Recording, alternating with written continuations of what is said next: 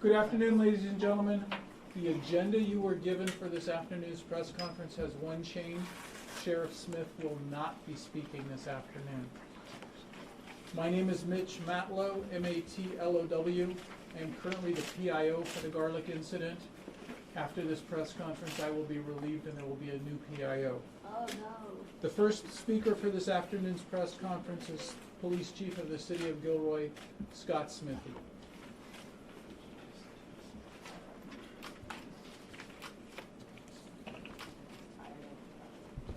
So I have a few updates for you in addition to what I've given the last two press conferences.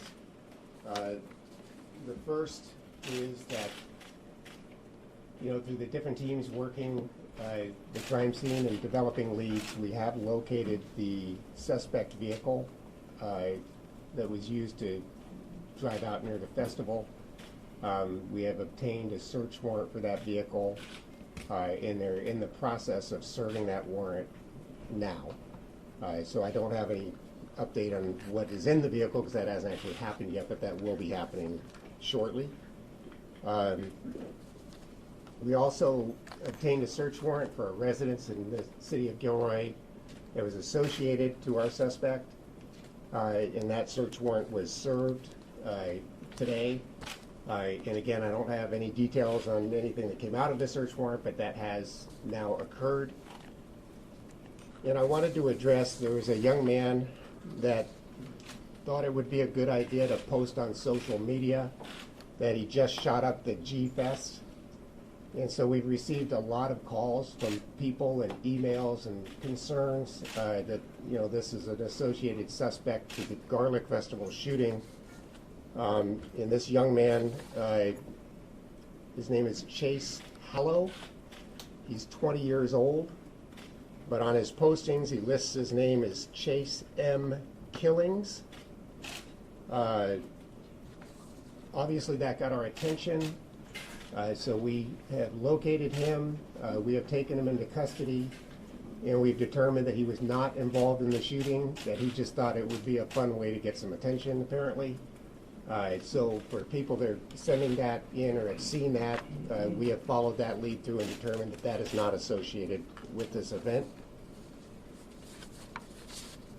We also have our district attorney's office and other agencies are working together to open up a family assistance center to help victims and people affected by this shooting. And I just wanted to reiterate that, even though I know that went out as a press release. The DA's office, Victim Services Unit, the American Red Cross, and the county's Behavioral Health Services are opening a family assistance center starting at 5 o'clock this afternoon. It'll be at the Rucker Elementary School in Gilroy. Rucker Elementary School is at 325 Santa Clara Avenue in Gilroy, California, 95020. The services that they will be providing at that center would include grief counseling and emotional support, assistance filing claims for state funds for payments of medical bills, counseling bills, and other assistance for victims and their families, and referrals to agencies for providers for medical services, counseling, and other related services. And they're going to open up today at 5. They'll be open from 5 this afternoon until 10 this evening. And then they'll be opened for the remainder of the week through Friday, 9 a.m. to 10 p.m. And then we'll reassess times and need at that point in time and issue additional hours as needed. And lastly, we've gotten this assistance from all these different agencies. And Sheriff Lori Smith is here with me today. And obviously this is her county, Santa Clara County, and her agency and her staff has been providing support. They were some of the first responders on scene. And whenever we deal with something like that, we have a mutual aid process. And of course, we reached out and made that formal mutual aid request, and the Sheriff's Office has been really instrumental in helping us get those resources that we need to continue to investigate this case. And so we very much appreciate that. And I'm going to turn it over and get another update from the FBI with regards to the process that's going on at Christmas Hill Park.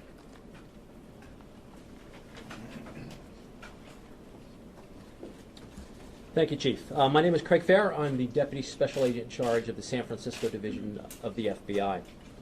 I'd like to thank everybody in the public for your patience as we very systematically, methodically, and deliberately process an extensive and complex crime scene, which will take several more days to complete.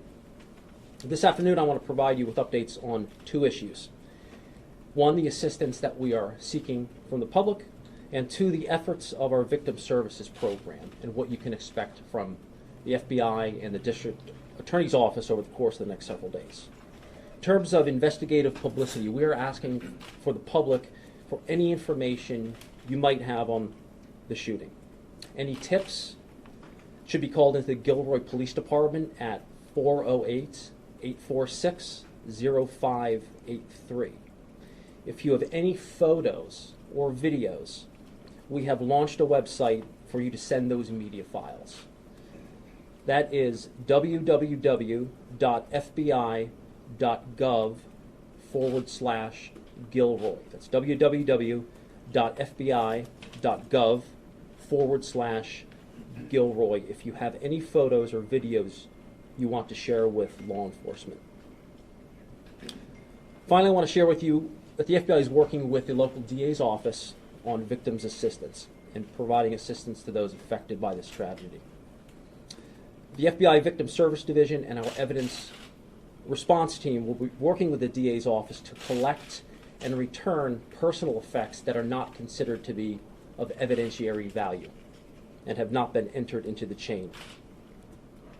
This process will take time, and I'm asking please for patience while we identify, itemize, co-locate those items so they can be repatriated with the owners and the families. I will provide you with updates on that process as well as additional victim services as that information becomes available. Thank you.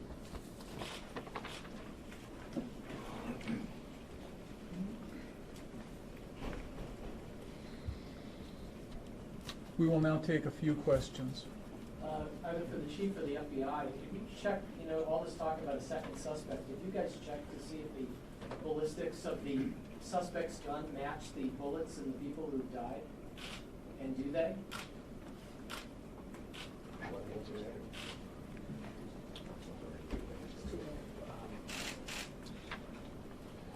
So that will be part of the investigative process. There will be, as in most cases, a forensic evaluation, but that determination has yet to be made. The gun is still collected as evidence and it's on site. We have not taken any steps towards that forensic evaluation at this point.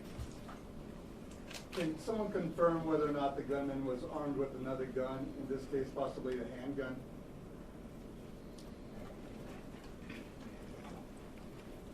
I have not heard that in any of the briefings that I've attended thus far. I spoke with one vendor today who said he saw the gunman and he said he saw him shoot with the handgun, and then when the handgun jammed, he started using the assault rifle. Okay, I have not, that's news to me, I have not heard that. Is there a second suspect out there? Or have you concluded one way or the other there's somebody else you're looking for, Chief? As to the second suspect, we have not made any progress other than what I gave this morning. We're no closer to determining whether there was or was not a second suspect, and if there was, what involvement they may have had. Can you give us more details about the car of the suspect? I don't have that available in front of me, I'm sorry. You mentioned that a warrant was served on a house this morning or today. Can you confirm that that was the house on Churchill? That would be correct. Okay, and have you been able in the past 6 hours to derive anything additional about the suspect's motives or ideology? I have not had a briefing yet on the outcome of that search warrant or any relevant information that may have come out of it. Anything from the FBI? Have you learned any more about potential motives?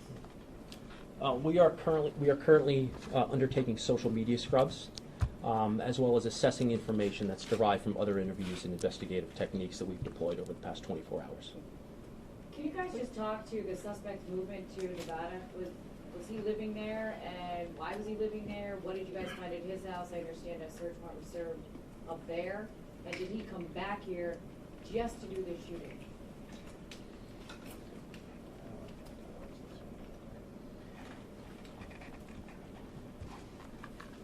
So there's a lot of different agencies involved, and I'm not familiar with the search warrant that was served in Nevada.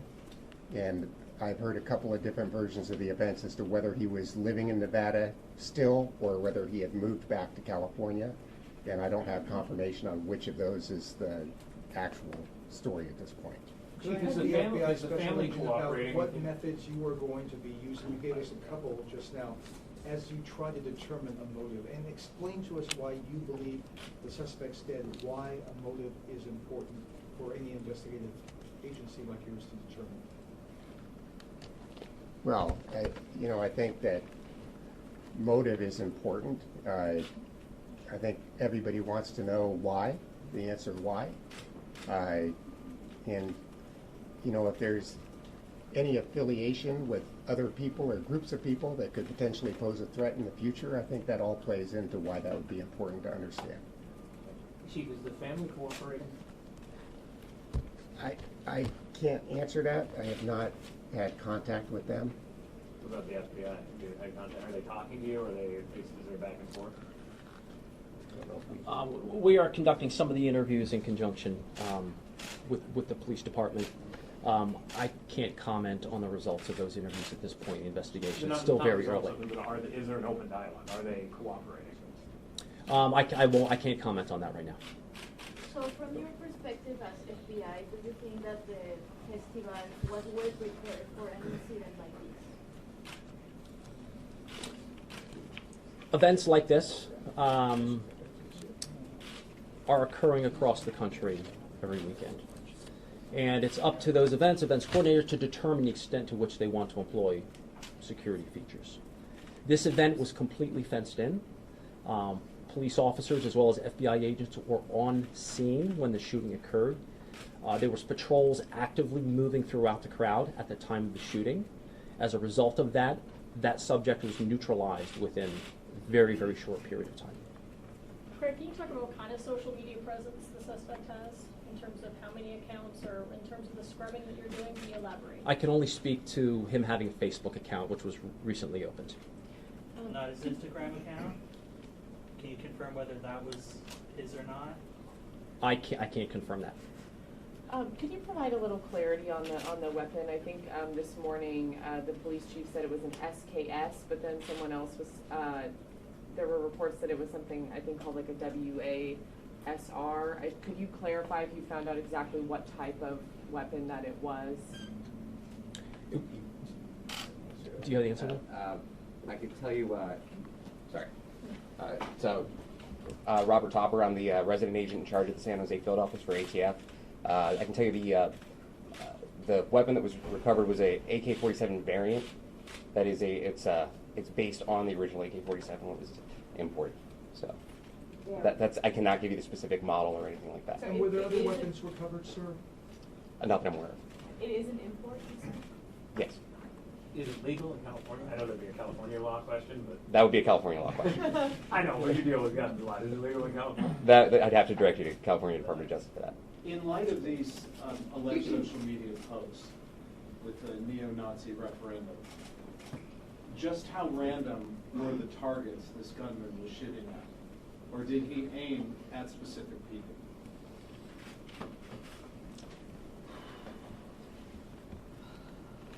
That's something I don't know at this point. The descriptions that have been given to me, it appeared as if though it was random. But I think we're still too early in the investigation to be able to say that definitively. When you look at the number of injured, though, Chief, I mean, are we looking at a large number of minorities, the people that are in the hospital right now? Is there any sort of light you can tell us about that? We're compiling a list today of all the different victims and all the different locations. I do not have that list yet. Once we're able to look at that list, I think then we could draw conclusions from that when we see it. And Chief, because of the notoriety of the Garlic Festival, especially in this area, the number of people, can you sort of tell us, was there always in the police chief's mind a concern that, yes, this could be a target? Well, you know, anytime you put on a large event with a lot of people, you're always concerned, which is why we try to run a very tight, closed event where there's, you know, controlled access. And so, do we think about it, and do we think about how we would respond if something were to happen? I would say the answer is yes. Did he have a job? Was he going to college? And how do you properly pronounce his last name? There's been a lot of different pronunciations. I don't know. Did he have what about job or college? I don't know that either. Can you confirm a backpack was found with ammunition outside the? I'm sorry, ladies and gentlemen, that will be the end of this press Can you conference. just get that last question, is that possible? Can you just confirm that a backpack was found with ammunition located outside the festival grounds? I don't have any information on that. I'm sorry. A backpack, was a backpack found with him? I don't believe one was found. Okay. At this point, we don't have any information about a backpack. And can we also say where the car was found? It was a little bit northeast of the park, off of Laurel Drive. What drive? Laurel Drive. Can you say anything about how the police apprehended him, the details of how they brought him? We are finished with this press conference for this afternoon. I apologize, the chief has someplace he needs to go. Next update? It will be approximately 24 hours from now, tomorrow afternoon. No, there will be one tomorrow afternoon. If you get new information, I would assume you would come to us before that time, though? It will, like I said, I will be relieved. Captain Murphy will be taking over. And yes, he will be putting out information as is appropriate. After people move out, I will field questions from the Spanish-speaking media so we don't have conflicting camera activity. Anyone in the FBI or anyone out of town with the last name? I will look into that for you, but I don't have that information right now. And is there a vigil here tonight at 6 p.m.? I've heard that there is a vigil. I do not know the location of the vigil. So Captain Murphy will have your list?